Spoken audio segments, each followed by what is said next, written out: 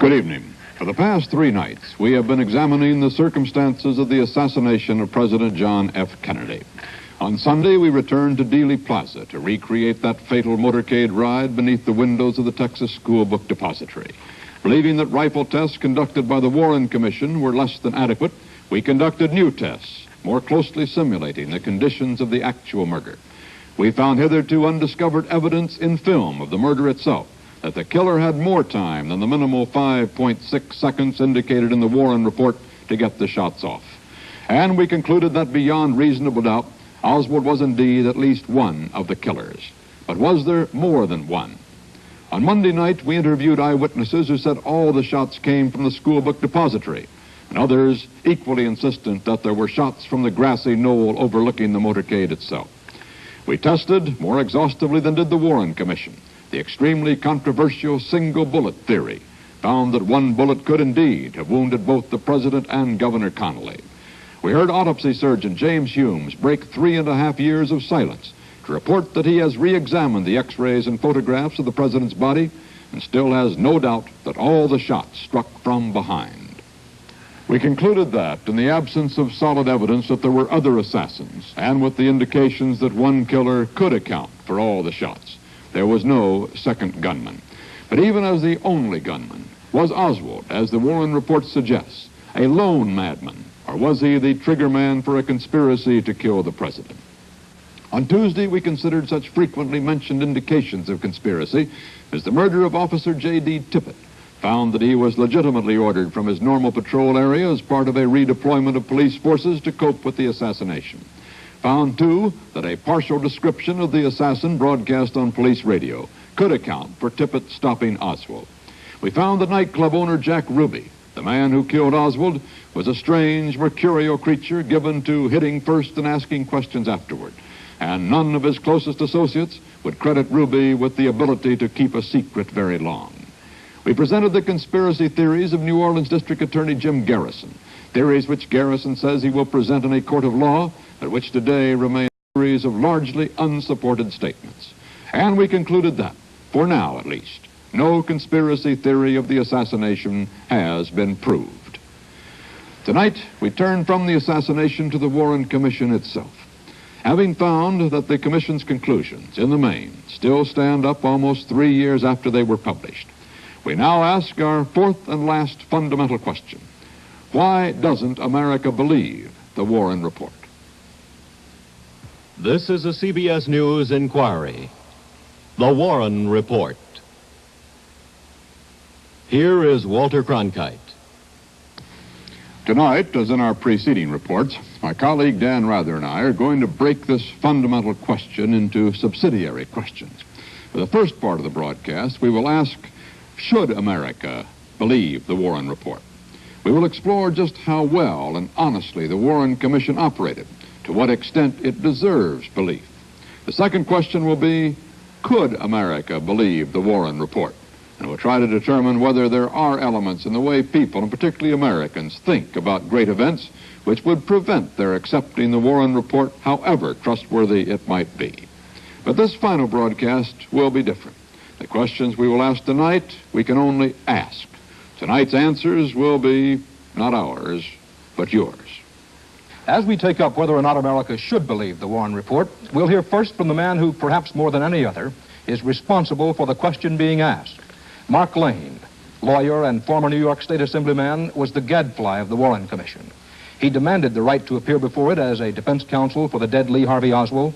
Refused, he began his own investigation of the president's death. A study that produced first the best-selling attack on the Warren Commission, Rush to Judgment, and now a movie of the same name.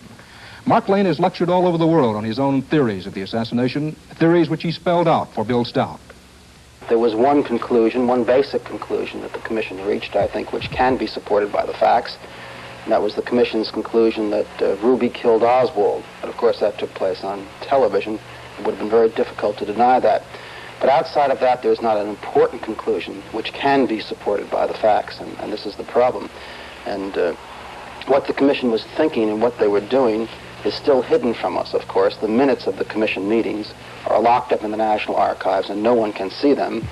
a vast amount of the evidence, FBI reports, CIA reports, which may be directly related to the information we should have, are also locked up in the archives. No one can see that. The photographs and x-rays of the president's body taken at the autopsy in Bethesda, Maryland, taken just before the autopsy was begun, taken by naval technicians, which in and of themselves might resolve the whole question as to whether or not there was a conspiracy, cannot be seen by anyone today. And in fact, not one member of the Warren Commission ever saw the most important documents in the case, photographs and the x-rays, and not one lawyer for the commission ever saw it, was curious enough to examine the most important evidence. I think the villain was the desire of government officials to be nice, to see to it that nothing would upset the American people, that the apathy which has seized us for all of these years be permitted to remain uninterrupted by a factual presentation of what happened. The American people would have been upset, surely, if they were told there was a conspiracy which took the life of your president. But Mr. Lane, who accuses the commission of playing fast and loose with the evidence, does not always allow facts to get in the way of his own theories. In Rush to Judgment, for example, he writes, "The statements of eyewitnesses close to the president tended to confirm the likelihood that the shot came from the right and not from the rear." Well, Lane then quotes Associated Press photographer James Altkins and another eyewitness, Charles Brim, as giving testimony that would support the idea of a killer on the grassy knoll. Yet Mr. Altkins, as we saw Monday night, is entirely certain that all the shots came from behind, a fact that Mr. Lane does not mention. As for Mr. Brim, Eddie Barker discovered that he holds no brief either for the grassy knoll theory or for the use of his words by Mark Lane.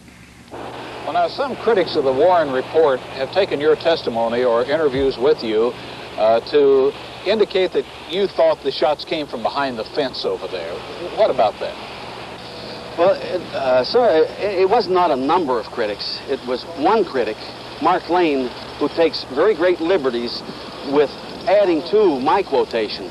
I never said that any shot came from here like I was quoted by Mr. Lane. Mr. Lane would like me to have positively identified what I saw fly over here as skull, although I told him I could not. I did not examine. I thought it was, but I could not. So he has added his interpretations to what I said, and consequently that's where the story comes from, that I said that a shot come from up there. No shot came from up there at any time during the whole fiasco that afternoon. Nor are these the only examples of Mr. Lane lifting remarks out of context to support his theories. Perhaps the most charitable explanation is that Mark Lane considers himself a defense attorney for Lee Harvey Oswald. And a defense attorney's primary duty is not to abstract truth, but to his client.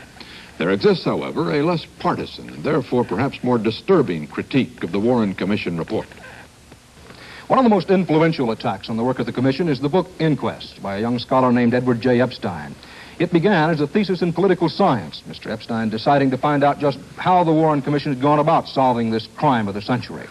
He started the 26 volumes of hearings, then interviewed 5 of the 7 Commission members, General Counsel J. Lee Rankin, and some of the Commission's top investigators. And the pattern that began to emerge disturbed him.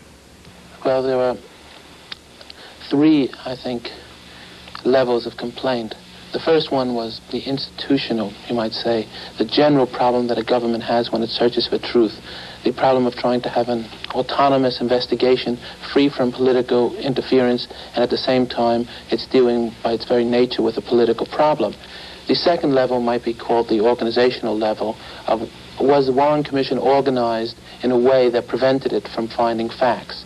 And here my findings were that by using a part-time staff and by the Commission is detaching themselves from the investigation, in other words, not actively partaking in the investigation, it raised some problems as to whether the Warren Commission's investigation went deep enough so that if there was evidence of a conspiracy, they would have in fact found it. The third level of my criticism concerned the evidence itself, and this concerned the problem of when the Warren Commission was confronted with a very complex problem. For example, the contradiction between the FBI summary report on the autopsy and the autopsy report they had in hand, how they solved this problem, whether they simply glossed over it or whether they called witnesses. And this, of course, brought up the questions of a second assassin.